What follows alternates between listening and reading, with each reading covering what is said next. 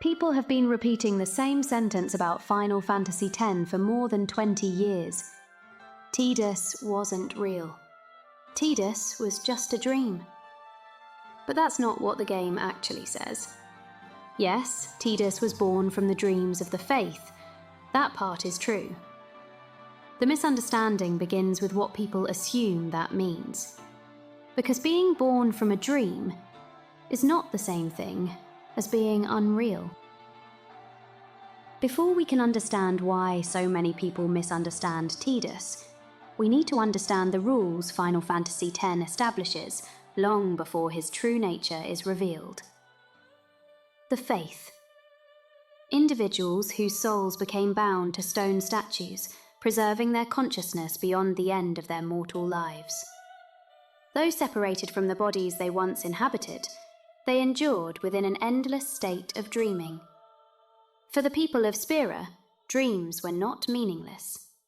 Through communion, a summoner establishes a connection with a Fayth and draws upon what exists within that sleeping consciousness.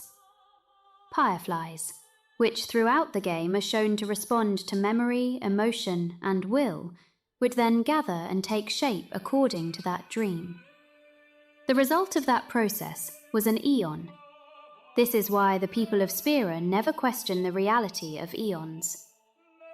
When Rune leaps from the towers of Bavel, it is Veilfor that catches her before she falls to her death. When Seymour is confronted by fiends, he calls upon Anima, and the creatures threatening those around him are torn apart before everyone's eyes.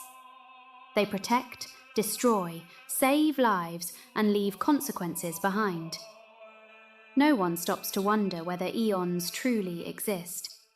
Their presence in the world is simply accepted as fact. Entire temples were built around this truth. Pilgrimages were undertaken in pursuit of it. Summoners dedicated their lives to mastering it.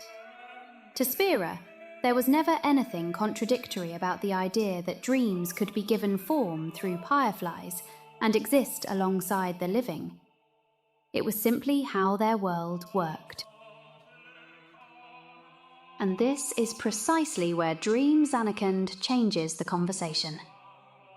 When Final Fantasy X reveals the truth about Tidus, many players arrive at a simple conclusion. If Tidus comes from a dream, then he cannot be real.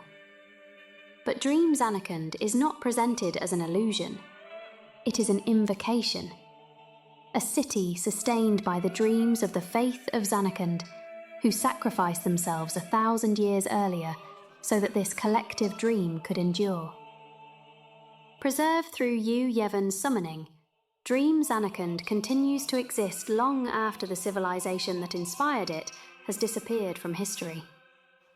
The scale is unlike anything else seen in Spira, but the underlying principle remains the same. The Fayth dream. Fireflies give those dreams form, and something born from that dream emerges into the world. The difference between an eon and Dream Zanarkand is nothing but its magnitude. One gives rise to a single summoned being. The other gives rise to an entire city. Within that city, people are born, form relationships, pursue their ambitions, and live their lives believing themselves to be ordinary, unaware of the truth behind the world they inhabit. Among them is Tidus, and that distinction changes everything.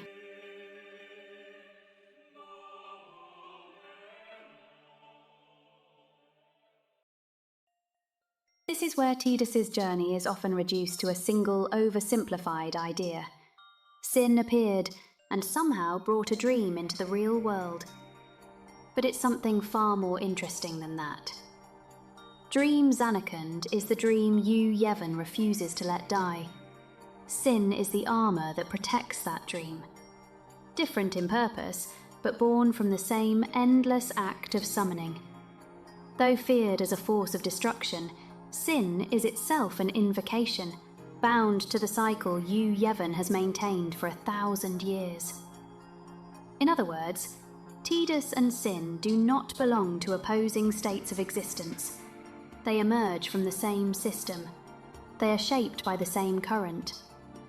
When Sin reaches Dream Zanarkand and Tidus finds himself in Spira, it is not a case of something imaginary suddenly becoming real. Rather, Tidus is carried from one expression of that summoning into another, transported by a being that shares the very foundation of his own existence. Like water drawn from the same river, they differ in form and purpose, yet originate from the same source. Both owe their existence to the same reality shaped by the dreams of the Fayth and sustained by Yu Yevon's summoning. This is why reducing Tidus to just a dream misses the point entirely. His origins do not place him outside the rules of Spira. They reveal that he has been subject to those rules from the very beginning. By the time Tidus learns the truth about his origins, he has already changed the lives of everyone around him.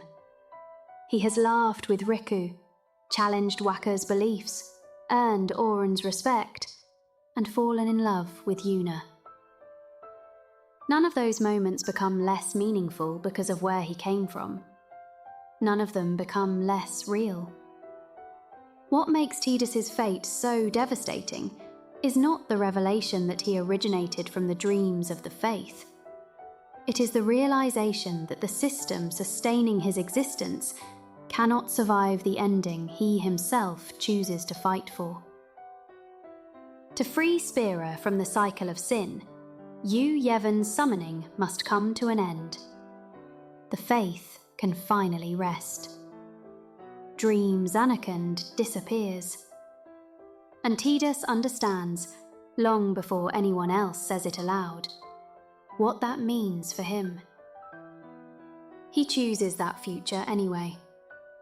Because, despite being painfully real, he chooses a world in which others get to live, even if he no longer can. And perhaps that is the cruel irony at the heart of Final Fantasy X. The character so often dismissed as just a dream may be one of the most profoundly human people in the entire story. But Final Fantasy X was never interested in simplicity. It presents a world where dreams are given structure through fireflies, where eons walk among the living, and where an entire city persists through an unbroken act of summoning. Tidus did come from a dream, that much is true. But being taken from a dream and placed into Spira's reality is not the same thing as being the dream of the Fayth itself. One is origin, the other is identity. Perhaps that understanding was lost over time, and maybe that is why Tidus's final farewell still hurts after all these years. 'Cause someone undeniably real chose to disappear so that everyone else could finally stop dreaming.